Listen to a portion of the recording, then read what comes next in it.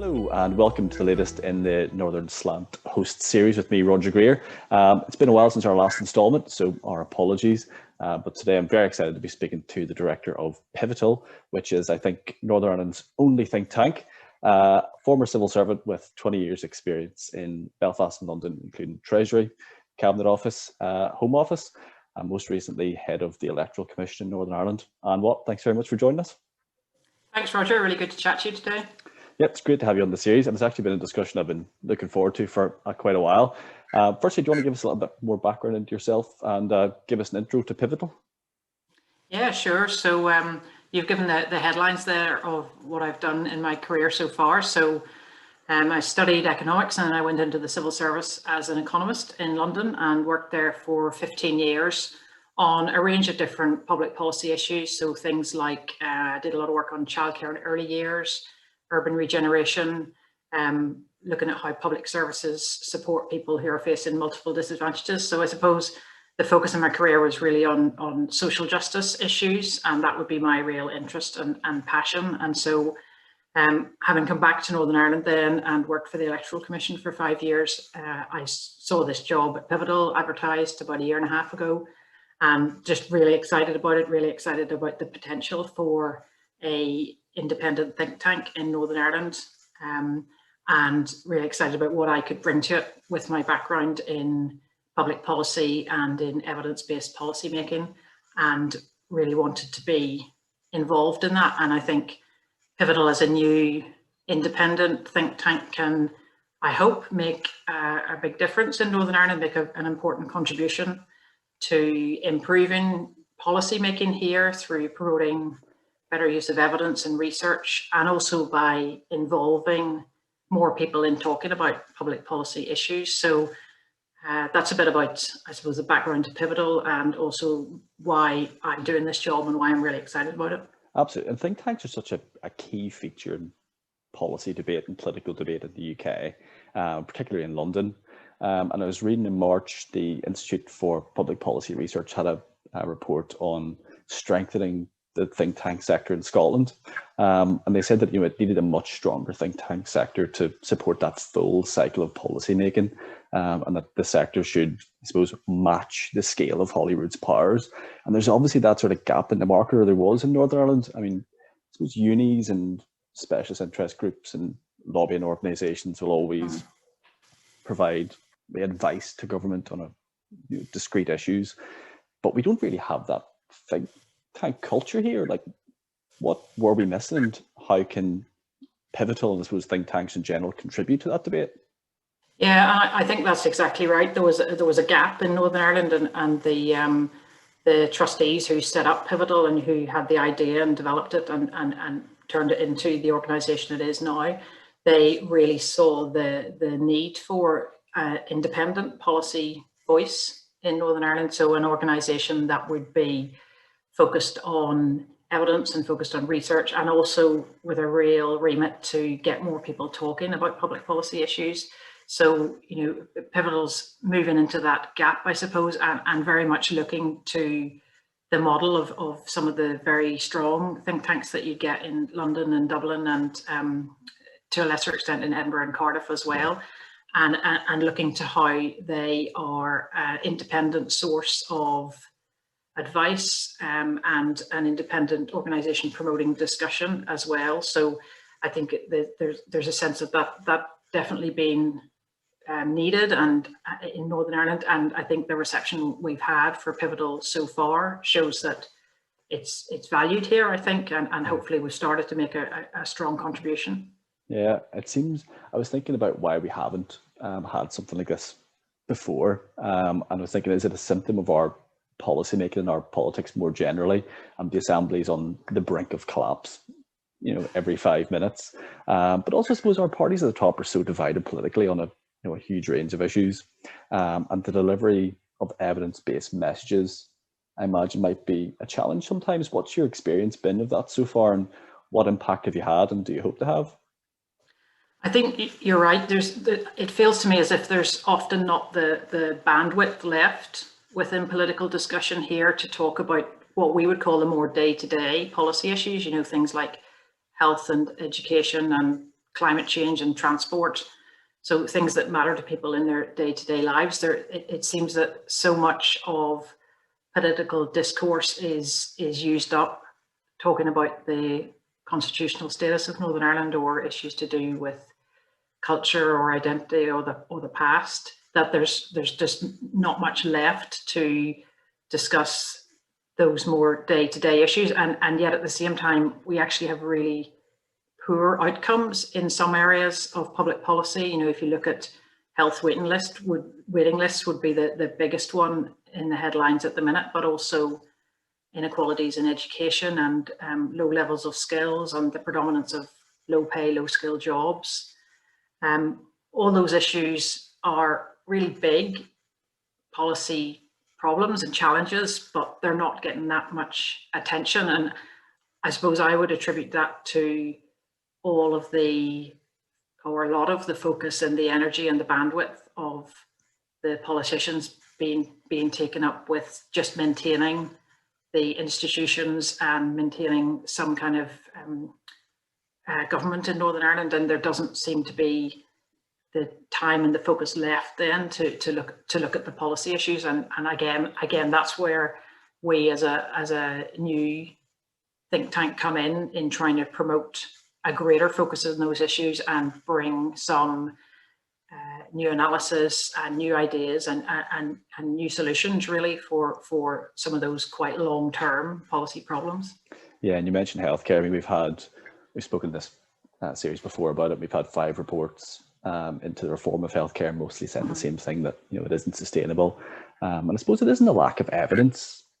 It's I suppose a political fear that this hasn't happened. And you mentioned a few more. There's a package of public sector reforms waiting to happen and needing to happen. How can we push those forward? Yeah, I would agree with what you just said very much, Roger. There's been a series of reports on public sector reform, especially in health and social care. And so I would say what we don't need is more reports. What we need is actually political decision making to make change happen. So in health and social care, you've had the bingo reports and the other reports, and they've set out what needs to happen. But what hasn't changed is there hasn't been the action in response to that. So I would say we absolutely need political leadership to make those changes, which will be difficult. There will be tough choices about where and how services are delivered. But if we're going to have public services that are sustainable and affordable into the future, then there needs to be reform. And I think it's really important to see public sector reform as being about improving public services for people so that there's better outcomes, so that people are not facing the waiting lists that they're facing now. It's not, I think public sector reform sometimes gets a bit of a bad press, and there can be a sense that it's about making cuts or services not being available to people anymore. But actually it's not about that. It's about doing better with the funding that you've got, and getting yourself on track for the future. Because at the minute we're in a situation where 50% of Northern Ireland's DEL spending is health and social care, and that's only going to rise as demand increases. And that's not a sustainable situation. It's not going to be affordable going forward. And so we need to start being realistic about that, looking more to the medium term, the long term, and getting ourselves onto a track where we're having services delivered in a way that is sustainable. Yeah, I was thinking about this interview earlier in the week, and I was looking back, and I think Pivotal had put up a job advertisement a few months ago, and I remember sharing it at the time with comments along the lines of, Jesus, someone's, there's a lucky person's going to get this job. And if I still lived in Northern Ireland, I would, jump at this in a heartbeat. Which brings me to one of your most recent reports on retaining and regaining talent in Northern Ireland. And I'm one of those people who, buggered off to go to uni in GB. I did come back for a short time, but then I left again. What did you find in that report? Who were the people who were leaving, and did you find out why they leave? Yeah, we really wanted to look at this issue because I suppose anecdotally we would know that there's large numbers of young people who leave to go to university in England, Scotland and Wales. And we'd also know that many of them don't come back. So just looking at the numbers, there are 17,500 students from Northern Ireland studying at UK universities. And we know That's that huge. 17,500. It is huge. It's actually the size of a small university. We looked at the numbers, and it's equivalent to a university about the size of, say, Reading. So it's massive. And we know that 2/3 of those people don't come back after they graduate to work. So Northern Ireland's losing huge numbers of talented young people, whether they're going because they want to go, or whether they're going because there isn't a place for them at one of the universities in Northern Ireland. And another really important aspect of not just the large numbers who go and don't return, but also we don't get an inflow of students in the same way as other parts of the UK would do. So if you look at the numbers for England or Scotland, they've got inflows and outflows of students, and they get large numbers of students coming in. So we don't have that. So Northern Ireland's losing large amounts of talent and not getting that talent back, or not getting other people coming in to replace that talent. And I think the really striking thing for me in doing this piece of work was that there isn't a plan in place from the executive about this at all. The higher education policy, I suppose, is constrained by the funding envelope, and so the numbers of places in Northern Ireland are very tightly constrained by a thing called the MASN cap, the maximum student number cap. But there doesn't seem to be a strategy in place to say, well, actually, as a Northern Ireland as a whole, can we afford to lose these talented people, given our overall low levels of skills, given our shortage of people at certain skill levels and certain skill sectors, low productivity, low innovation, low levels of entrepreneurship. Surely we should be doing more to encourage young people to return. I mean, I don't think I'd necessarily be saying, let's keep all these young people in Northern Ireland. I think actually it's, in many ways, it's a good thing for people to go away and get experience somewhere else, study somewhere else, work somewhere else, get skills and experience. But what are we doing to get them to come back again, maybe later on, a few years down the line? And I think we should be doing much more to actively encourage people to return. Yeah, and maybe Northern Ireland wouldn't want me back, but I think of my own reasons for going. Firstly, to study in Scotland, and it was just to leave that comfortable situation and try something completely different. But moving away to work was something a little bit more different. It was just that opportunity to do something that wasn't readily available in Northern Ireland.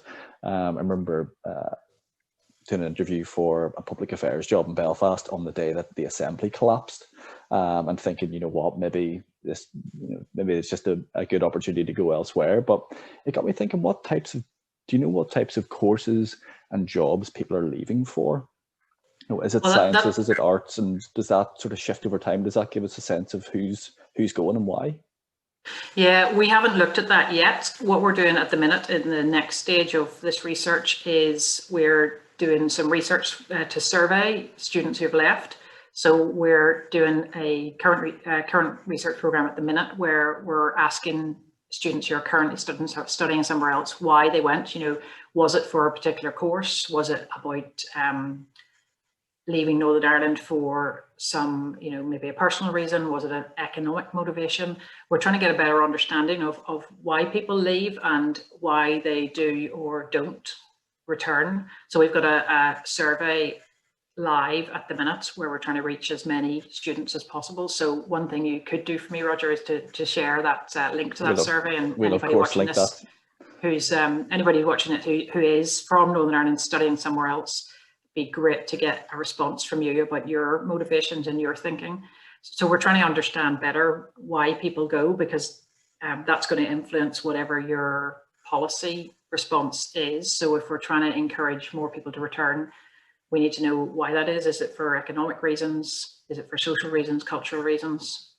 What is it? We're also doing a second bit of research with people like yourself, Roger, who have been away and stayed away for a length of time to work, and to try and get an understanding of their motivations and what might persuade them to come back to Northern Ireland. So that's a second link that you could share as well for us. I might even fill it in myself. Absolutely. We would welcome that. Absolutely, I definitely will. We'll share it in the bourbon if we write it up. And as you said, you don't want to entirely stop inflow and outflow, particularly outflow. It's good for people to go and get experience.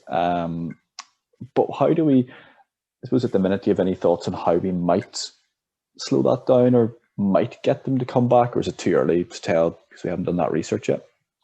Yeah, I'd hesitate to say, you know, this is what you could do, because what we want to try and find out from the research is what actually are the reasons for people going and not coming back. And so that'll give us a better idea about what you might do. I mean, you know, I suppose the sort of things you might be looking at would be some kind of connections to Northern Ireland employers, where somebody does go away to study, but they've got a sponsorship or something with a Northern Ireland employer, or some kind of financial incentives to return, or financial incentives linked to student fees or something like that. So, you know, those would be some ideas, but we haven't looked at that in any detail yet. So I'm not in a position yet to say this is what we think would really work. So that's the next stage of the research for us.